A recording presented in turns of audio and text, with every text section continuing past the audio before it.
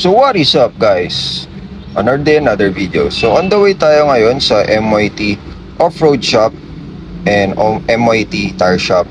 So magpapalit tayo netong gulong ng Ranger Nito na Terra Grappler G2 275/55/20. So tara, let's go.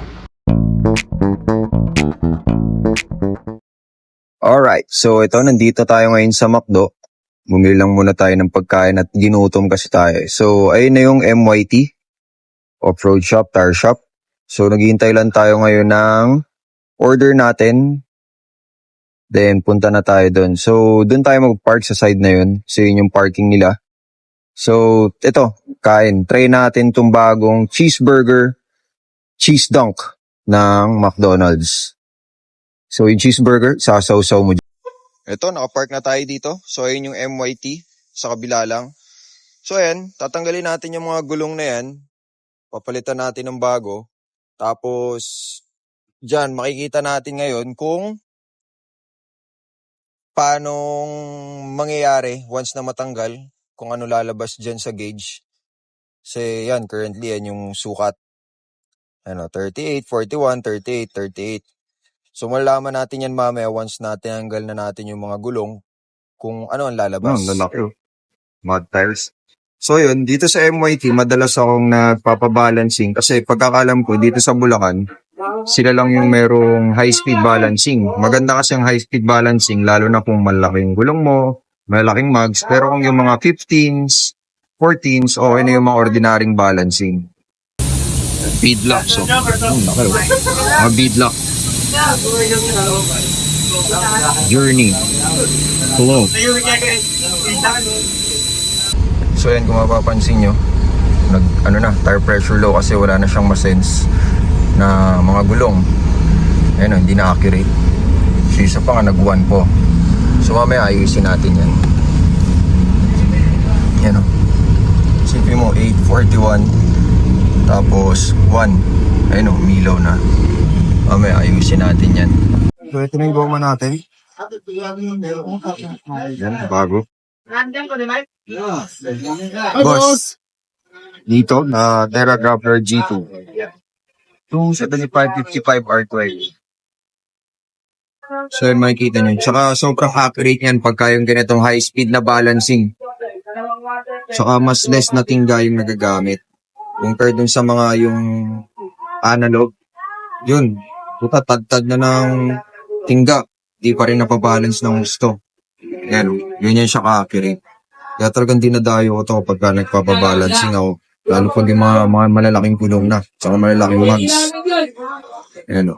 Mamaya makikita niyo. Ilang tingga lang yung mailalagay dyan. Pero, balance siya. Kaya yung iba nagtataka pag malalaking mags at gulong nila. Nabalance na daw, pero may vibration pa rin. Kasi nga, yun nga, hindi kasi high speed balancing yung ginamit. Kaya ganun. Ano, pansin nyo. Okay na kagad. Nakabalance ka. Saka, konting-konti lang yung tingga na nagamit. Medyo pricey lang yung ganitong high-speed balancing. 500 each. 500 each gulong. Pero, masulit. Kasi usually, yung ibang balancing per tingga eh. Isipin mo gano'ng maraming tingga yung pagkaganon. Hindi katulad nito. And kung makikita nyo, dito 36 na yung hangin. Pero tingnan natin kung ano yung sukat dun sa gauge. Dun sa cluster gauge. Okay, patay na daw. So ano yun front right.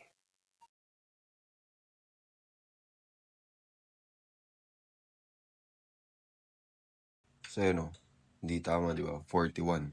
Pwede sa labas 36. Kaya mamaya i-reset natin yan. So ito, ganito lang siya kasimple. Long press mo lang yung okay.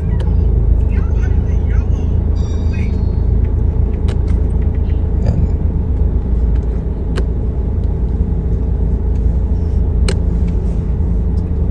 So okay na yan. Nag-restart na ulit yun. So yan, check na natin ngayon kung nag-reset na. Kasi kanina hindi pa pala nagre-reset. Medyo matagal bago niya nabasa na nagpalit na ako ng gulong nung nasa NLEX na ako. Pero mga 10 minutes lang naman. So, yan, tandaan natin. 39, 37, 38, 41. So, tara, check natin ngayon kung pare-pareho. Kung same yung sinasabi dito sa gauge tsaka dito sa air system. I mean, sa pang-monitor natin ng hangin. So, yan. 38.5. Sakto lang. Kasi dun sa, naglalaro-laro. 39, so, sakto. Tama. So, ito namang likod. 38, 37.5, 38. So, tama, di ba? 39, 38, 39, 38 likod. So, yung kabila naman check natin. So, 40.5. Oops. 40.5. Okay ka ba? 41. So, same. So, itong front right. Front right. 37. 37. So, ayan. Okay. So, pare-pareho lahat. Accurate. So, ayun.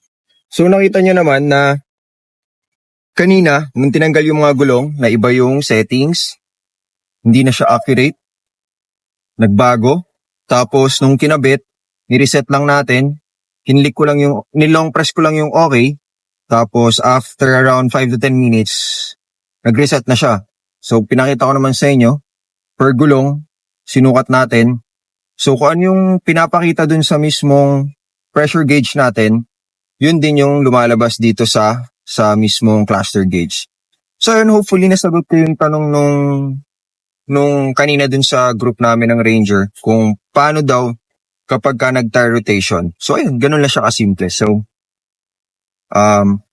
So for now, ito muna. Then again, for more videos like this, just click the like button. Also the subscribe button as well.